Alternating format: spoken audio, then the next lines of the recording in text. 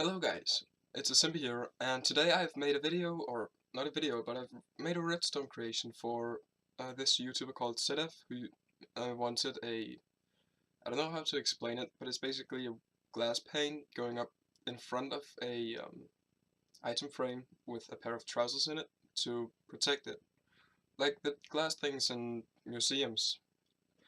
So he said he wanted wanted people to make one of those for him.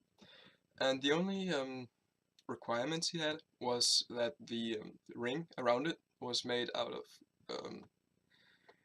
what's it called, quartz pillars. I think it was a requirement anyways, and it has to be at least or at most 2 blocks or 3 blocks deep, and I made it 3 blocks because it was convenient for my build. So the first build I made was this one, and it's basically a really huge one where when you step too close to the contraption, it will close the glass pane. And just imagine one of these behind it with a pair of trousers in it. So that's the first one I made, this one, and when you press the button to reset the mechanism, it will retract the glass pane and basically be all as it was before.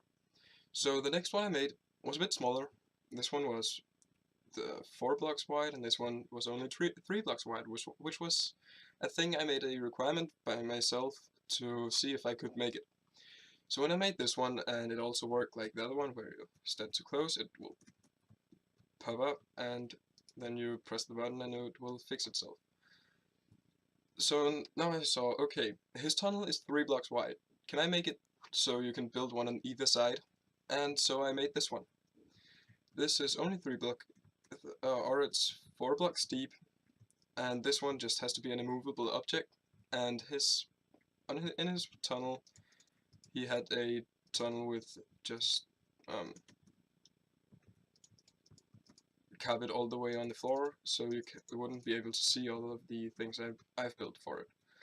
The only downside about this one in particular is that, or for every single one of these, is that if you update the block on its side, this block on the side, it will also do this thing where it extends the button block here. So that's why I'm really glad he made it with carpets on the floor, so you could hide the redstone ores. And the other thing is that when you update the redstone ore, right now I have the random tick speed set at 100, but if you have set at 20, I think it's the normal. It will take a bit more time for it to reset, but while it's resetting, I can also show that in a minute. The mechanism will still be able to run. It will just fix itself if that makes sense. So I'll quickly demonstrate how this one works. So you press the button. If you step close to it like we did just before, it will pop up this, and that has to be a transparent block because of this stupid redstone, but powering the piston down here if it was a solid block. So when you activate the button here, it will do the same thing as before. But while it's resetting, I can show it at the normal tick speed now.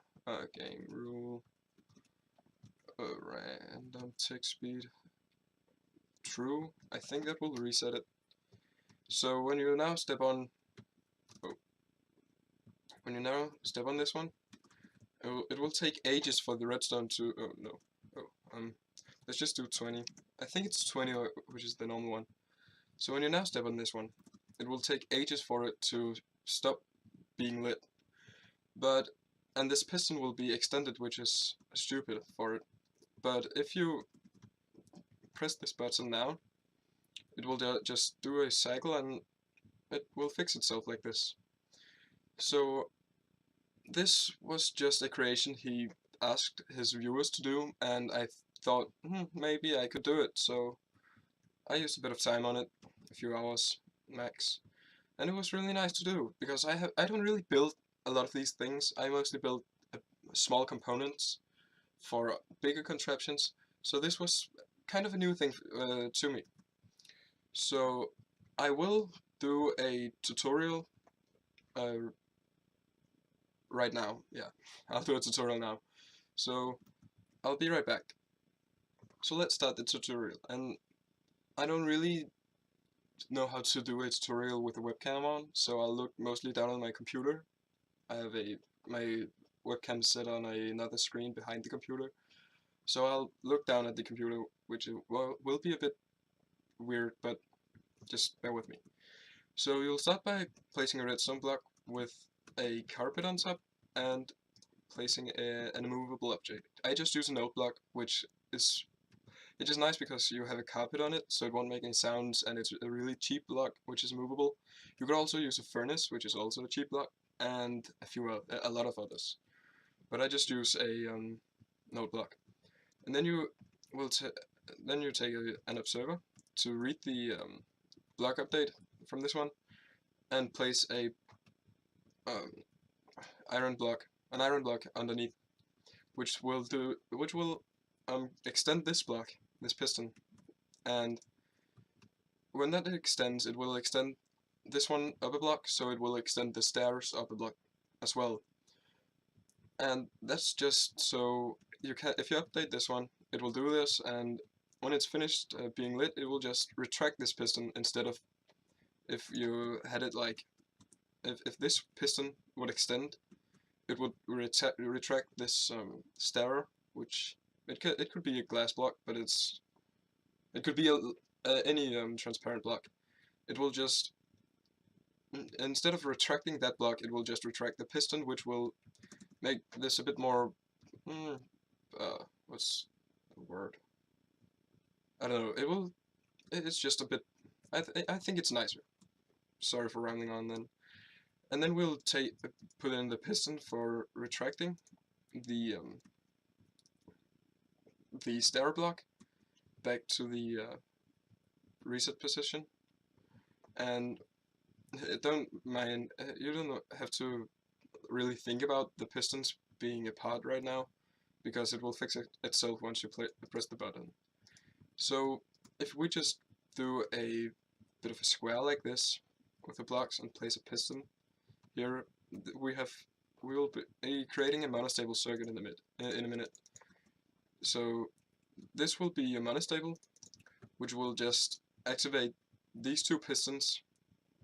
It will first activate a circuit over here, which will extend or retract this piston and then extend it again at the end of the pulse. And while it's being retracted, this will do its thing. It's a double piston extender, really simple one. It doesn't really retract the block all the way down. Or wait, yes it does, but it's a part of this one that will retract it like the last few blocks, the last block. So we will place a redstone torch and a few blocks like this, and then a repeater, and set it on 2 ticks. It's important that it's set on 2 ticks, so it will read it at the really final part of the pulse, where this piston has to be updated again. And now now it's extended, which is what we want it to do. And to finish off the circuit, we will place a repeater here and an observer on top of that one. So, and this will extend this piston at the beginning of the pulse, and extend it and retract it, so this block will be retracted down to its reset position.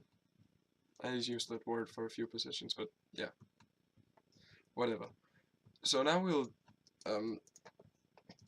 go down a few blocks. I know it's really big, or it's really high, and I really wanted to make it smaller, but I couldn't figure out how to do it at this point. But maybe someone else can make it smaller. I don't know.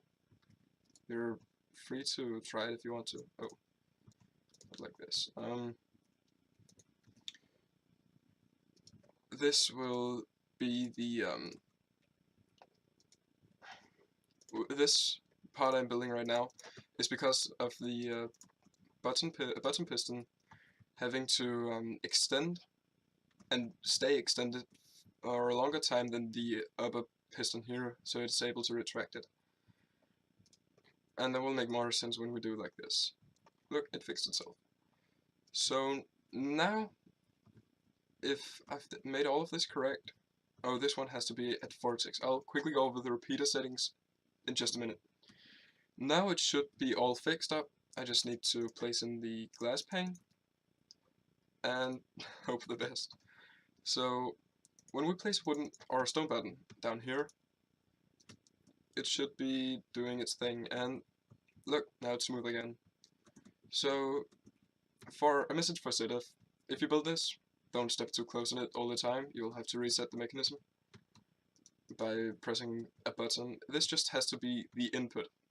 You can make it a repeater running into it and running into all of them alongside each other.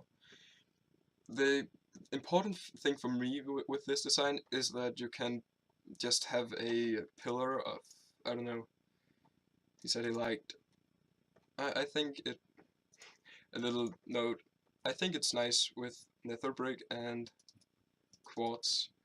So if you're building this,